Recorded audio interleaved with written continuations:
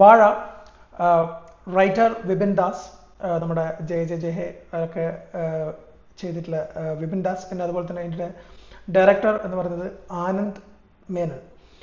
2 ദിവസം മുമ്പാണ് ഇതിൻ്റെ ട്രെയിലർ കാണാൻ വേണ്ടി പറ്റില്ലത്. ഭയങ്കരമായിട്ട് കണക്ട് ചെയ്തിട്ടുള്ള ഒരു ട്രെയിലർ ആയിരുന്നു.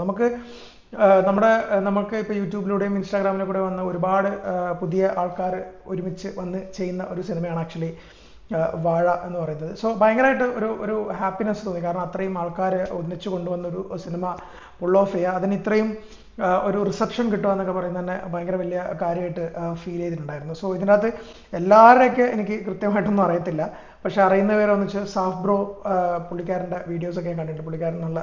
പുള്ളിക്കാരൻ്റെ അതുണ്ട്. അതുപോലെ തന്നെ ഹാഷറുണ്ട്. എല്ലാവർക്കാരും പറഞ്ഞുകൊണ്ടിരുന്ന ഹാഷറിൻ്റെ പേരാണ്, പക്ഷെ ഹാഷർ ഭയങ്കര ചെറിയൊരു ക്യാരക്ടറാണ് ഇതിൻ്റെ അകത്തുള്ളത്.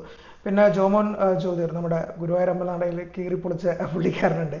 അതുപോലെ തന്നെ വിനായക് മാലിയുണ്ട്. അതുപോലെ തന്നെ അതിൻ്റെ പുറമെ സീനിയേഴ്സ് ആയിട്ടുള്ള നോബി വർഗീസ് ഉണ്ട്, കോട്ടയം നസീർ, ജഗദീഷ്, അതുപോലെ തന്നെ അസീസ് ഇതിലൊരു ക്യാരക്ടർ ചെയ്യുന്നു, സിജു സണ്ണി നമ്മുടെ രോമാഞ്ചത്തിലെ ഒരു ക്യാരക്ടർ ചെയ്യുന്നു, മീനാക്ഷി ഉണ്ണികൃഷ്ണൻ നല്ലൊരു ക്യാരക്ടർ ചെയ്തിട്ടുണ്ട്. അങ്ങനെ ബേസിൽ ഒരു ചെറിയൊരു ക്യാരക്ടറിൽ വരുന്നുണ്ട്. ഒരുപാട് അങ്ങനെ നമ്മൾ കണ്ടതും കേട്ടതും പരിചയമുള്ളതും പരിചയമില്ലാത്തതായിട്ടുള്ള കുറേ ആൾക്കാർ വന്നിട്ട് ഇതിനകത്ത് ഉണ്ട്. ഫസ്റ്റ് ഈ സിനിമയെ പറ്റി എനിക്ക് തോന്നിയിട്ടെന്ന് വെച്ചാൽ ഒരുപാട് കണക്ട് ചെയ്യാൻ പറ്റിയിട്ടുള്ള ഒരു സിനിമയാണ്. ഒരുപാടെന്ന് വെച്ചാൽ ഞാൻ പറയുന്നത് 100% കണക്ഷൻ ഞാൻ പറഞ്ഞില്ല, എന്നാൽ പോലും വന്നിട്ട് ഒരു പരിധി വരെയൊക്കെ ആ ഒരു സമയത്തുണ്ടായിരുന്ന സ്കൂൾ ലൈഫും 2014 2015 കാലഘട്ടത്തിലുള്ള സ്കൂൾ ലൈഫും കാര്യങ്ങളൊക്കെ വന്നിട്ട് ഒരു വിധത്തിലൊക്കെ ഒരു എന്താ പറയുക, കുറച്ചൊരു എക്സാജറേഷനൊക്കെ ഉണ്ടെങ്കിലും കൂടി അത് ഭയങ്കര നന്നായിട്ട് ചെയ്യാൻ വേണ്ടിയിട്ട് പറ്റിയിട്ടുണ്ട്. നന്നായി കണക്ട് ചെയ്യാൻ വേണ്ടിയിട്ട് ഇതിൻ്റെ ഫസ്റ്റ് ഹാഫിലൊക്കെ എല്ലാവർക്കും പറ്റിയിട്ടുണ്ടെന്ന് തോന്നി. ജോമോൻ ഞാൻ പറഞ്ഞില്ലേ, പുള്ളിക്കാരൻ ഈ ഗുരുവായൂർ അമ്പലനടയിൽ തന്നെ ഭയങ്കര നല്ല രസമായിട്ട് ചെയ്തിട്ടുള്ള പുള്ളിക്കാരൻ്റെ ഒരു തരത്തിൽ കുറേ ജസ്റ്റേഴ്സും അതുപോലെ തന്നെ കുറേ ഡയലോഗ് ഡെലിവറിയൊക്കെ ഭയങ്കര നന്നായിട്ട് എൻജോയ് ചെയ്യാൻ വേണ്ടി പറ്റി. അതുപോലെ തന്നെ ഈ പറഞ്ഞില്ലേ ഹാഷർ എന്ന് പറയുന്ന ഈ പുള്ളിക്കാരനൊക്കെ നല്ല രീതിയിൽ കോമഡി ചെയ്യുന്നതായിട്ട് ഫീൽ ചെയ്തു. പിന്നെ നമ്മൾ പറഞ്ഞില്ലേ ഒരു സെറ്റ് ഓഫ് കുട്ടികൾ അവരുടെ എന്താ പറയുക, അവരുടെ സ്കൂൾ ജീവിതവും കാര്യങ്ങളൊക്കെ ആയിട്ട് മുമ്പോട്ട് പോവാണ്.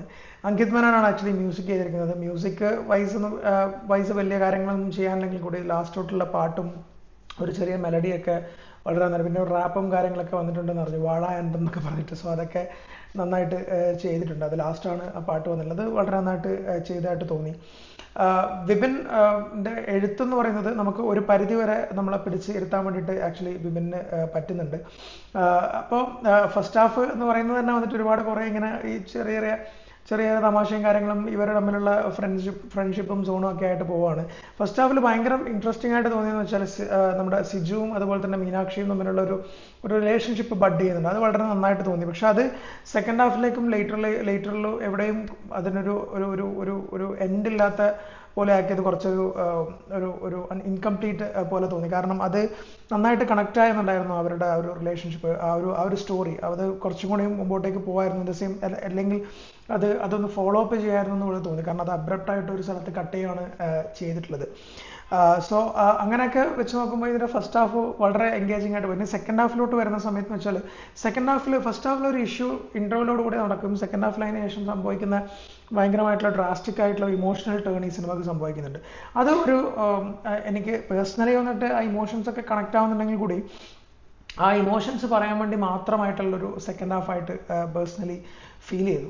സോ അത് വന്നിട്ട് ഒരു പരിധി വരെ എന്ന് വെച്ചാൽ നമ്മൾ ഇപ്പം 4-5 പേരുണ്ടല്ലോ, അപ്പോൾ ഈ 4-5 പേരുടെ പാരലായിട്ട്, അതായത് എന്താ പറയുക, കട്ട് ചെയ്ത് ഓരോ സ്ഥലത്തും ഓരോ ആൾക്കാരുടെ കാണിക്കുന്ന സമയത്ത് അതൊരു പരിധി വരെ അങ്ങനെ കാണിച്ചത് അത് നമുക്ക് ബോറടിക്കാതെ ഫീൽ ചെയ്തിട്ടുണ്ട്. പക്ഷേ ഇവരുടെയൊക്കെ പെർഫോമൻസ് കൊണ്ടും, കാരണം സീനിയേഴ്സ് ആയിട്ടുള്ള പിന്നെ അസീസ് ആയി കഴിഞ്ഞാലും നോബിയൊക്കെ വന്നിട്ട് ശരിയായ ഒരു എന്താ പറയുക, അത്രയും പുള്ളിക്കാരനൊക്കെ വന്നിട്ട് പുള്ളിക്കാരൻ്റെ ഒരു ഡയലോഗ് ഡെലിവറിയൊക്കെ അത്രയും കോമഡി ഉണ്ടാക്കുന്ന ഡയലോഗ് ഡെലിവറി. സോ അതൊക്കെ പുള്ളിക്കാരൻ പറയുമ്പോഴും പുള്ളിക്കാരനും അതുപോലെ തന്നെ ഈ ജോമോനും തമ്മിലുള്ള ഒരു സിങ്കും കാര്യങ്ങളൊക്കെ വളരെ നന്നായിട്ട് ചെയ്തിട്ടുണ്ട്. ഇതൊരു 1500 തവണ വന്ന സിനിമയാണെങ്കിലും കഥയാണെങ്കിലും കൂടി നമുക്ക് റിലേറ്റ് ചെയ്യാൻ പറ്റുന്നൊരു കഥ എന്ന രീതിയിൽ, നമുക്ക് റിലേറ്റ് ചെയ്യാൻ പറ്റുന്ന സ്റ്റോറി എന്ന രീതിയിൽ വളരെ നന്നായിട്ട് എൻജോയ് ചെയ്ത് കാണാൻ പറ്റിയിട്ടുള്ളൊരു സിനിമയായിട്ടാണ് എനിക്ക് പേഴ്സണലി ഫീൽ ചെയ്തത്. അത് മാത്രമല്ല, നമുക്ക് ആ ഒരു പാരൻസും അതുപോലെ തന്നെ അച്ഛനും മകനും തമ്മിലുള്ള ഭയങ്കരമായിട്ടുള്ളൊരു റിലേഷൻഷിപ്പ് എങ്ങനെയാണ് ഇപ്പോഴും എങ്ങനെയാണ് എന്നുള്ളതിൻ്റെ, അച്ഛനും മകനും തമ്മിലുള്ള റിലേഷൻഷിപ്പ് കാണിക്കുന്നതും ഈ സിനിമേൻ്റെ അകത്ത് വളരെ നന്നായിട്ട് തോന്നി. എനിക്ക് പേഴ്സണലി ഇതിലൊരു ഇഷ്യൂ തോന്നിയെന്ന് വെച്ചാൽ ഇതിൻ്റെ സെക്കൻഡ് ഹാഫിലേക്ക് വരുന്ന സമയത്ത് വെച്ചാൽ ഒരുപാട് ഇമോഷണൽ എന്താ സെറ്റ് പീസസ് ആണുള്ളത്. അപ്പോൾ അതിന് ഒരുപാട് ടൈം എടുത്തു. സെക്കൻഡ് ഹാഫിലേക്ക് വരുന്ന സമയത്തേക്ക് അത് ഫുള്ളായിട്ട് സെക്കൻഡ് ഹാഫ് ഫുൾ ഇങ്ങനെ ഒരു ഇമോഷണലി ഡ്രിവൺ ആക്കി എന്നുള്ളതാണ്. അതൊരു ഒരു ലെവലിൻ്റെ മുകളിൽ ഒരു പൊടിക്ക് ഓവറായോ എന്നുള്ളൊരു പക്ഷം എനിക്ക് ഈ സിനിമ കണ്ടപ്പോൾ തോന്നി. അല്ലാതെ വെച്ച് നോക്കുന്ന സമയത്ത് ഇവരുടെയൊക്കെ കൂടെ പെർഫോമൻസും അതുപോലെ തന്നെ എല്ലാവരുടെ കോമഡിയും അതിൻ്റെ ഇടയിൽ വന്നിട്ട് നമ്മുടെ ബേസിലും കാര്യങ്ങളൊക്കെ വരുന്നുണ്ട്. അപ്പോൾ പുള്ളിക്കാരൻ്റെ ചെറിയ ചെറിയ കാര്യങ്ങളൊക്കെ വന്നിട്ട് ബേസിൽ നിന്നും അങ്ങനെ വലിയ ക്യാരക്ടറും എന്ന് പറയാനില്ല, ജസ്റ്റ് പടമായതുകൊണ്ട് ചിലപ്പം വന്ന് അഭിനയിച്ചതായിരിക്കും. പക്ഷേ എന്നാലും എന്താ പറയുക, ഇവരുടെ ആ ഒരു ചെറുപ്പത്തിൻ്റെ ഒരു സംഭവം ഉണ്ടല്ലോ, അതൊക്കെ വളരെ നന്നായിട്ട് ഫീൽ ചെയ്തു. പല സ്ഥലത്തും വന്നിട്ട് ഞാനൊരു വേറെ നാട്ടിൽ നിന്ന് ഒക്കെ ഉള്ള സമയത്തെന്ന് വെച്ചാൽ നമുക്ക് ഓക്കെ നമ്മളിങ്ങനെയായിരുന്നല്ലോ മിസ് ചെയ്തിട്ടുണ്ടത് എന്നുള്ള രീതിയിലുള്ള ഒരു തോട്ടൊക്കെ നമുക്ക് ചില ഏരിയാസിലൊക്കെ എനിക്ക് പേഴ്സണലി വന്നു പോയിട്ടുണ്ട് വാഴ എന്ന് പറയുന്ന സിനിമ കണ്ടപ്പോൾ. ആകമൊത്തത്തിൽ വാഴ എന്ന് പറയുന്ന സിനിമ ഞാൻ പ്രതീക്ഷിച്ചത്ര കണക്ഷൻ എനിക്ക് തന്നില്ല. ലൈക്ക് ഇൻ ദ സെൻസ് ആ ട്രെയിലർ കണ്ടപ്പോൾ ഞാൻ ഭയങ്കരമായിട്ട് എന്നെ കണക്ട് ചെയ്യാൻ പറ്റുമെന്ന് തോന്നിയ ഒരു സിനിമ. അത്രയും കണക്ഷൻ എനിക്ക് തന്നില്ല. May be my personal choice ആയിരിക്കാം. പക്ഷേ എല്ലാവർക്കും അടിച്ചു പൊളിച്ച് കാണാൻ പറ്റുന്ന ഒരു രസമുള്ള ഒരു സിനിമയായിട്ടാണ് വാഴ എനിക്ക് തോന്നിയിട്ടുള്ളത്. നമ്മൾ കണ്ടും കേട്ടും പല സമയത്തും പറഞ്ഞിട്ടുള്ള വേർഡാണല്ലോ ഈ വാഴ എന്ന് പറയുന്നത്. സോ അങ്ങനെ വെച്ച് നോക്കുന്ന സമയത്ത് ഈ ഫെസ്റ്റിവൽ സീസണിൽ നമുക്ക് എല്ലാവർക്കും ഫ്രണ്ട്സുമായിട്ടൊക്കെ അടിച്ചു പൊളിച്ച് പോയി കാണാൻ പറ്റുന്ന സിനിമയായിട്ടാണ് വാഴ എനിക്ക് ഫീൽ ചെയ്തിട്ടുള്ളത്. Apart from that last minute എന്താ പറയുക, ലാസ്റ്റ് സെക്കൻഡ് ഹാഫിലേക്ക് വരുന്ന സമയത്തുള്ള ഓവർ ഇമോഷൻസിനെ വെച്ച് നോക്കിക്കഴിഞ്ഞാൽ ബാക്കി എല്ലാവരും, ഞാനീ പറഞ്ഞ എല്ലാ പുതുമുഖ ആൾക്കാരും, ഇവരൊക്കെ വന്നിട്ട് പുതിയ ബഡ്ഡിങ് ആക്ടേഴ്സാണ്, എല്ലാവരും ഗംഭീരമായിട്ട് ചെയ്യുന്നത്. ജോമോനെ പറ്റി പ്രത്യേകം ഞാൻ എടുത്ത് പറഞ്ഞു, പുള്ളിക്കാരൻ അത്രയും ഗംഭീരമായിട്ട് ചെയ്തിട്ടുണ്ട്. പുള്ളിക്കാരനാണ് ഇതിൻ്റെ മേജർ ചിരി ഫാക്ടർ എന്ന് പറയുന്നത്. ഓക്കെ, വാഴ is one very good watch. നമുക്കൊരു ഫ്രണ്ട്സൊക്കെ പോയി ഇരുന്ന് കാണാൻ പറ്റിയ നല്ലൊരു സിനിമയായിട്ടാണ് ഫീൽ ചെയ്തിട്ടുള്ളത്.